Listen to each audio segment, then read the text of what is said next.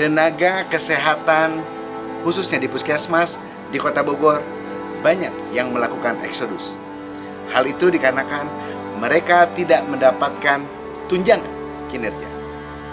Tenaga kesehatan yang tidak mendapatkan tunjangan kinerja tersebut dikarenakan sudah mendapatkan jasa pelayanan dari Kapitasi Jaminan Kesehatan Nasional.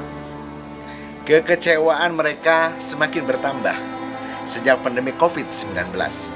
Para nakes tersebut yang menjadi garda terdepan dalam penanggulangan COVID, namun pendapatan mereka justru jauh lebih kecil dibandingkan PNS yang bekerja dari rumah atau work from home. Yang jadi pertanyaan, bagaimana BKPSDM selaku OPD yang membindangi manajemen kepegawaian? Seharusnya mereka tanggap dan mampu membuat planning. Mari kita saksikan ngariung bareng Dewan bersama para pengurus PAC Partai Persatuan Pembangunan di Kecamatan Bogor Utara. Mari kita saksikan.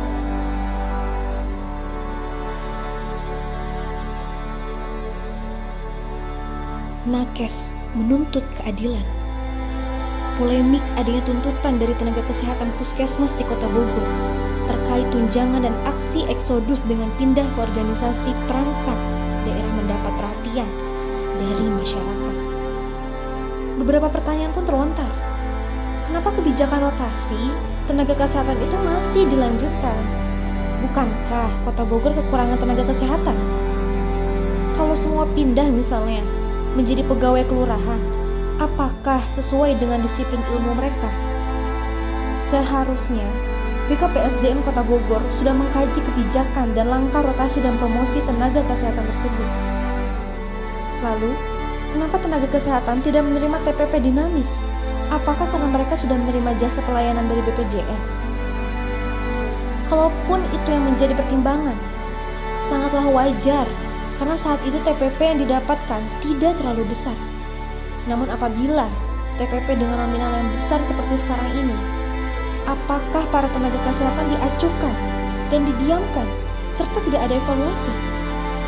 Kalau kita mau fair, seharusnya disampaikan juga data di puskesmas berapa TPP statis ditambah Jaspol BPJS yang diterima oleh para nakes dan berapa jumlahnya. Lalu harus ada pertimbangan terkait kemampuan blood puskesmas yang masing-masing berbeda.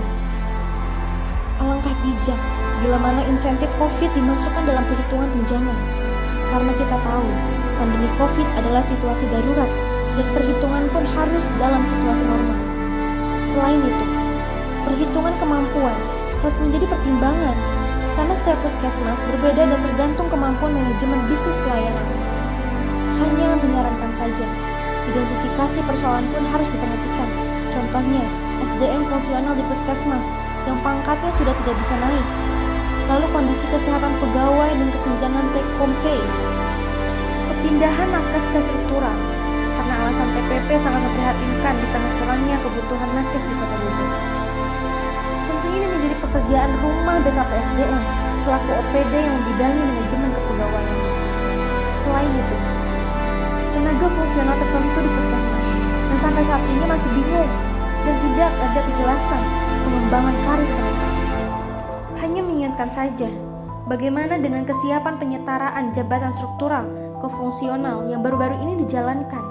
Ini harus menjadi perhatian para pemangku kebijakan. Dan terkait tunjangan nakes, tentunya akan berhadapan dengan regulasi di pusat terkait kapitasi. Kalau boleh berandai, kapitasi itu masuk ke Pemda daerah lalu dibagikan pada tiap PKM ditambah adanya regulasi kewenangan pemerintah daerah untuk mengatur, mungkin akan lain ceritanya. Abawan, ngariung bareng Dewan, jalan pulang menuju Kabah, jalan hijau, Resa Melania.